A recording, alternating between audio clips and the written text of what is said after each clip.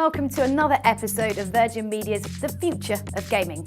It's not the first time that virtual reality has vied to become part of our world.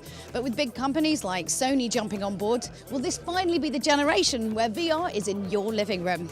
We decided to go and find out. So this is the very, very sexy looking Morpheus here. First up, it's got that lovely, touchableness about it. It's got the blue lights, which we all know that when the PlayStation 2 came out and blue LEDs didn't exist before, we all know that blue light signifies the future, right? That's why it's blue. He's nodding, see, I'm exactly right. We're going to be playing a little bit of the deep. It's about sort of scavenging, but it's also about being attacked by a giant shark. No, didn't like that, didn't like that. Get off me! Get out of the way! Stop eating my cage, it's really expensive. God, this shark is kind of a jerk. No, get out of my cage! Yeah, that'll serve you right, go off there. One of the interesting things actually at E3 was finding out about there's going to be some asymmetric gameplay. So people can actually play on a tablet and kind of help or hinder you in your mission. So that's quite interesting actually, because obviously virtual reality is quite an isolating experience just, for one person. So if there's actually a way where you can kind of get other people involved, albeit if I did it with my family, they would just send sharks at me. I feel like moderately disorientated, I have to say. Okay, just let me take it off. Okay, I am so sweaty around my eye area now. It's like, look, can you see? That was quite horrible, but I suppose that's possibly what you want from the experience, right? There's nothing kind of weirder than doing virtual reality where you have to look down and you can kind of, the moment you sort of realise it, it's incredibly different, where you have this body that isn't yours below you and suddenly you feel really quite lost and a bit adrift because you suddenly feel that kind of disconnect between you and the character you're playing, although you're in there. It's very, very strange, and just the fact of being able to kind of look around and you almost can't move your head quick enough to keep up with the shark, which is not very nice. And it's underneath you and it's above you and it's everywhere. It's just incredible, really. The kit itself, it's really, really comfy. It's really, really nice to have on your face. It looks very sexy. Like I was saying, blue LEDs. Sold already. I got to try Street Luge at E3 as well, which was even more interesting because you're not using the PlayStation controller, you're actually just using your head. The future applications of that and the kind of, as it gets more and more immersive, I think are really exciting. We decided to come down to Sega HQ to check out one of the games everyone's very, very excited about while actually being turned into a proper game. Yes, Alien Isolation.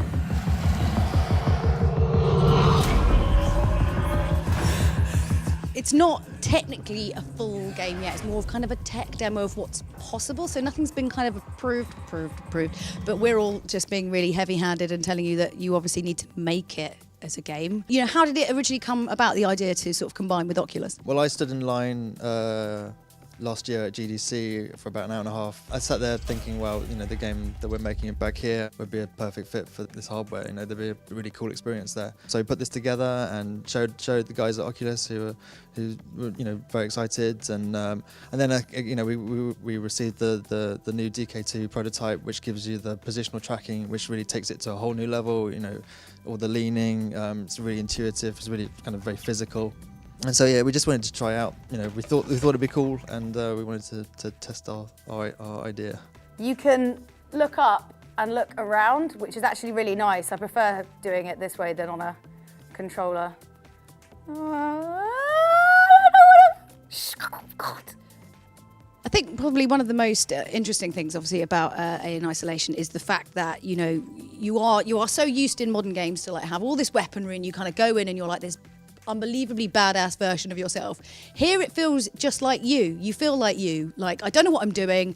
Even if I had a gun, I probably couldn't use it. I'm just going to run and hide under a table. We've all really been focused on what we wanted this game to be, to take the game, within the franchise in a completely different direction, to feel really underpowered and underprepared, and to feel vulnerable. But also we really wanted to give the player the choice about how they dealt with everything. We really wanted to kind of put you in this position and say, right, try and survive. We're going to give you some things to do that, but it's up to you. How are you going to survive? Oh my God! you were saying that it's actually kind of different each time. There's no kind of set route that the alien goes. So you can't do that thing where you're like, oh, well, if I just go left and rather than left, and then I wait 3 seconds. So you can't cheat it like that. No, so we realised early on that if the alien was running under a path or some script that you got to learn, then it wouldn't be scary anymore because, like you say, you die and you realise which way it was going to go. So every time you play it, it's, you're almost playing it for the first time. It's unpredictable. You really have to pay attention. No! Shh! Everyone stay really quiet. Oh, God damn it. Ah! Jesus Christ. Virtual reality's kind of been around here and there. Do you really think that this time, like, we've got a shot of making it, something that people really do adopt and take into their homes? Well, I think as a games developer, now's a really exciting time to be making games for a whole variety of reasons and different platforms. And I think actually, Oculus is showing that there's this kind of new, VR renaissance. People rediscovering virtual reality. It's super compelling, and there's some amazing experiences to be had there, and some new experiences, and I think that's why everyone's getting really excited.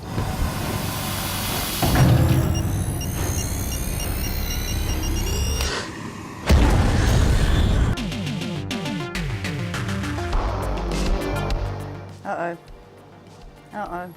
So the Assembly is a sort of adventure exploration game. We really wanted a game that encouraged people to look, and an exploration adventure game is just perfect. You're there, you're in a fascinating, beautiful environment, and you just got, you just walk around, look around, spot things to see, go over and look at stuff. And we've really also tried to emphasize that through other mechanics. So there's binoculars in there, so you're not, you get to zoom in and out a bit. We've got microscopes you can sort of wander over and peer down, look in, and just other things that play with your visuals a bit, so that you're really making the most of that immersion. What would you say are some of the biggest challenges about making a game for Oculus? We're kind of making them for Oculus and Morpheus, and I think that, VR generally, it's an emerging technology. So obviously we're running to keep up when new iterations of things come out. We're sort of like checking out what's going on and trying to adapt to that, and also just getting people used to the differences. For example, you can't do HUDs the same way. Obviously, FPS HUD, you have all this